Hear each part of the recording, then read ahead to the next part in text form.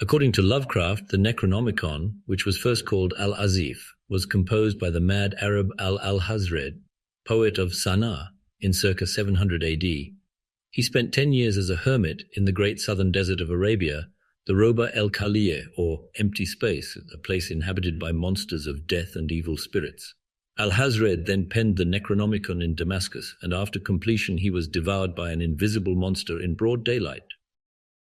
In the history of the Necronomicon, H.P. Lovecraft details the whereabouts of the various copies of the Al-Azif throughout the centuries. Of the copies of the Necronomicon, only 2 are known to exist in America, both under lock and key. However, Lovecraft admits others may exist in secret, and thus, from time to time, these copies of the Necronomicon surface. One such copy is described in Lovecraft's short story The Descendant, and another appears in the popular Evil Dead movie trilogy. The protagonist of the Evil Dead movies is Ash Williams, a tall, dark, and Lovecraftian-looking hero who is a one-man army fighting tirelessly against a seemingly endless hordes of chaotic Deadites.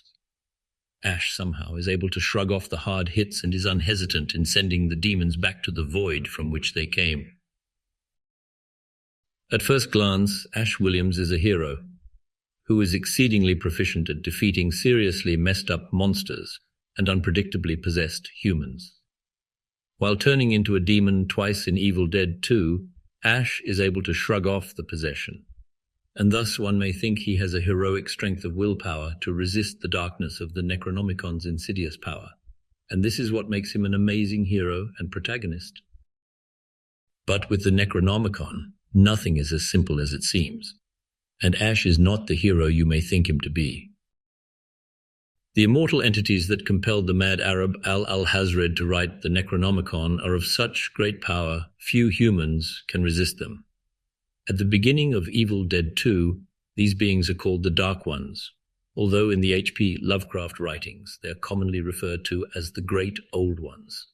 These ancient aliens have existed for vigintillions of years in the stone city of Relaya, deep in the Pacific Ocean. The city has existed before fish crawled out of the ocean. The greatest of the Old Ones is the high priest named Cthulhu, a name which I am sure you have heard. Lovecraft writes of the Old Ones in The Call of Cthulhu. These great Old Ones were not composed altogether of flesh and blood. They had shape, for did not this star-fashioned image prove it? But that shape was not made of matter. When the stars were right, they could plunge from world to world through the sky. But when the stars were wrong, they could not live. But although they no longer lived, they would never really die. They all lay in stone houses in their great city of Relaya, preserved by the spells of mighty Cthulhu for a glorious resurrection when the stars and the earth might once more be ready for them. But at that time some force from outside must serve to liberate their bodies. And here reveals the truth of Ash Williams. He is not the hero repelling the demons from the world, but rather Ash Williams is the champion chosen to free the Old Ones from their tombs in the corpse city of Relaya. I'm going to mention the first movie only briefly, as Evil Dead and Evil Dead 2 are the same story. In other words, Evil Dead 2 is a reboot of the original, and thus the canon of the Evil Dead mythos begins with the second movie. So in the original Evil Dead movie, there is a character that really sets the tone and pace of the Evil Dead genre, and that is Cheryl. Cheryl is the first to be possessed by a Deadite. In myer-briggs, Cheryl is the typical INFP that is so often represented as protagonists in scary movies involving paranormal activity. She is single, she likes alone time, she wears the stylish alternative clothing. Cheryl skillfully draws the clock on the wall and the clock stops. She hears a voice saying, "Join us outside the window," and then a dark power forces her scribble a picture of the Necronomicon. It would be easy to assume, given she has all the right ingredients, that Cheryl is the protagonist of the story. INFPs are completely comfortable in the lands of spirits and dreams.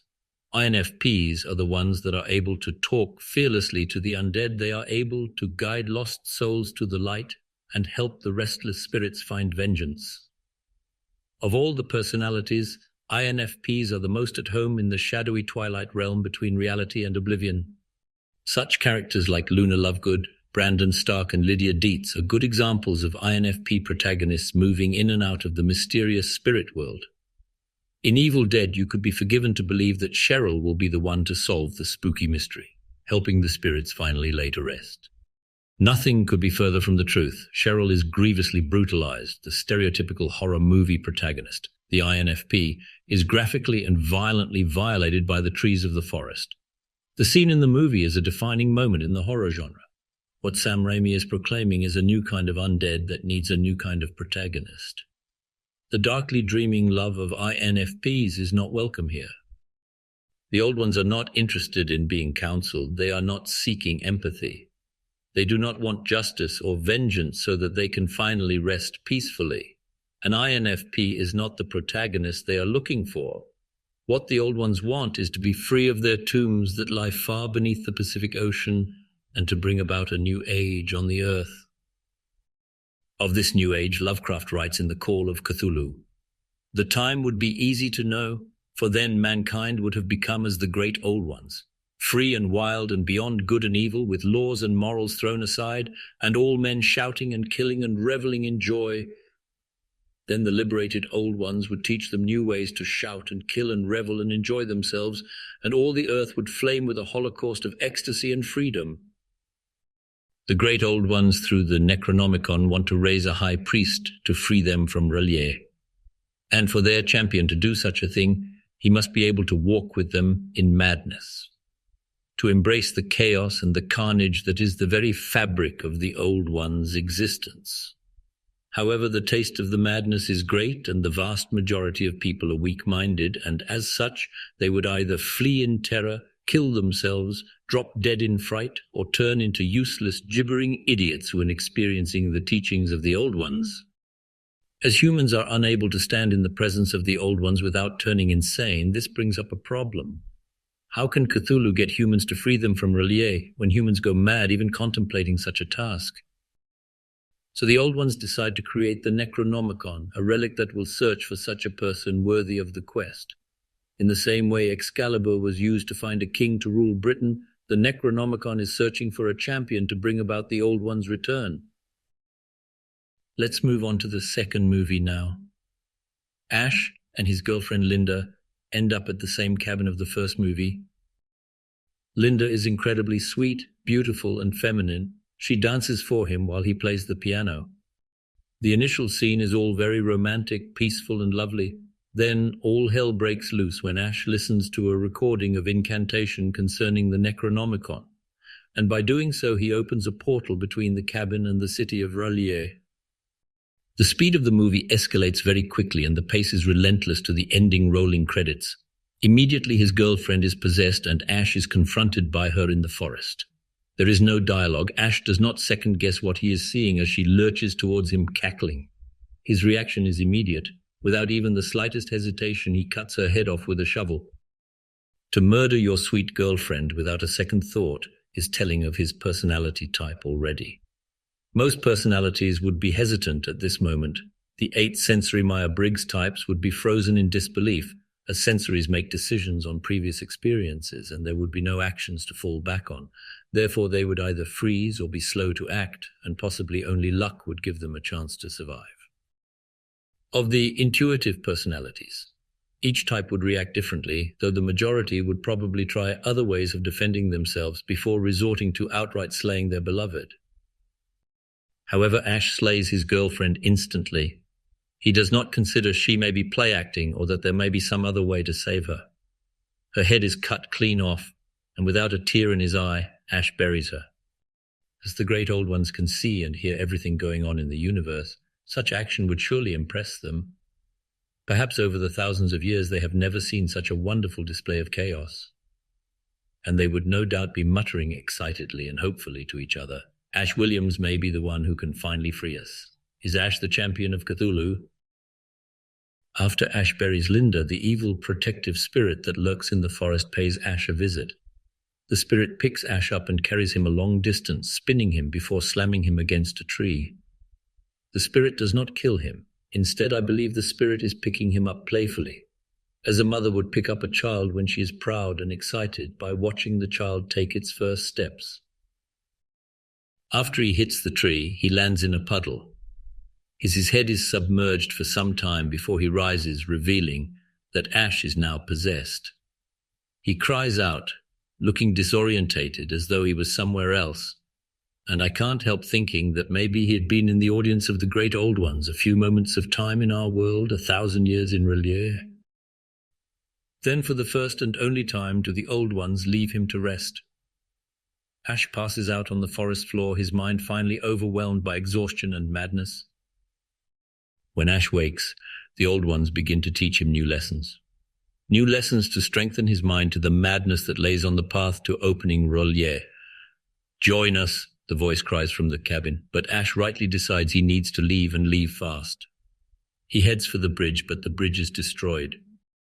The evil protective spirit returns, driving Cthulhu's acolyte back to the cabin, so as to be ready for the next lessons of the Great Ones. Now Ash sits in a rocking chair and unknowingly waits for new people to arrive at the cabin. People the old ones will use to strengthen Ash into the champion they need. In the meantime, they decide to give Ash a reward with some light entertainment. Linda rises from her grave and torments Ash with a merry dance. While he sits in a rocking chair, despairing over the morbid display, her dismembered head appears in his lap and bites down on his hand, not letting go. To solve the dilemma, he puts her neck in a vice in the tool shed. As Ash readies his chainsaw, Linda begs he not hurt her, causing him to cry out in anguish. Then she turns back into the demon and says Linda's soul burns in hell. In response, Ash cleaves her skull in two. This is the defining moment of Ash Williams. Surely the old ones are giving him a resounding applause. They, the old ones, are entertained. They have not seen such display of holy madness amongst the creatures called humans in 1,000 years. Their triumphant laughter echoes through their eternal tombs. The old ones have at this moment found their champion. Ash Williams is the keeper of the Necronomicon and will in future time release them from Rillia. Any man that can cleave the animated head of his loved one in a vice is worthy of the teachings of Cthulhu. For the rest of the movie, Ash is constantly tested and strengthened by the old ones. New people are brought to the cabin for Ash to slay, and the madness increases relentlessly, giving Ash no rest, until eventually Ash is transformed into the champion that Cthulhu needs and is sent back in time to Kandar Castle. I hope this discussion has given you a deeper insight into the Evil Dead movies. The slapstick insanity is only the icing on the cake. Deeper down, there is an insidious agenda that can only be carried out by a human with the mind that is in alignment with the Great Ones. Every personality can be a protagonist, and each personality is suited to a style of storytelling. INFJs are suited to dark tales of revenge. ESTPs are great in war stories. ENFJs are your classic monster-slaying tanks. The list goes on. Now that you understand the nature of the old ones, there can only be one personality that can survive them, and that is the ENTP. This is because the ENTP is already mad. ENTPs see the world in much the same way as the old ones. To an ENTP, the world is chaotically nonsensical and rather silly. Life is the divine comedy, and because ENTPs are naturally mad, it's impossible for them to go mad. I feel it should be mentioned there is another personality that almost qualifies, and that is the ENFP. They share a similar kind of intuitive madness as ENTPs. However, the ENFPs have abundantly more empathy, emotions, and bright positivity. The dark and bloody macabre madness of the old ones is devoid of any such feelings. It is a place without color and sunshine that ENFPs thrive upon. They may enjoy the crazy for a time, but they would begin to yearn lighter, more positive chaos eventually. It is only the ENTPs that understand this kind of hardcore madness, because ENTPs live a less amplified version of this madness every day. Being under the teaching of the old ones is not for introverts. They simply would not be given the quiet time to regenerate. The old ones' teaching is not for the judgment types. There is no time to make plans and strategies. The madness demands a fast mind and keen perception. Rick Sanchez, Peter Quill, and Deadpool are other examples of the ENTPs that search for constant madness. They need this because boredom is the most incredibly painful emotion they can experience, and there is always the dark shadow of nihilism that plagues the idle mind of the ENTP, for which they have no deadlier an enemy. Finally, I would also add that there are times that Ash is quite inventive in an ENTP sense. He rebuilds his prosthetic hand in a Tony Stark kind of fashion. He turns his car into a killing machine and he makes gunpowder amongst other things. Such creativity, plus what we have already discussed, really cements the ENTP as his personality type. So in conclusion, Ash Williams is to some a hero, and to others, the eldritch harbinger bringing about the end of the age of men. Whatever you believe him to be, we can all agree that he is a lot of fun.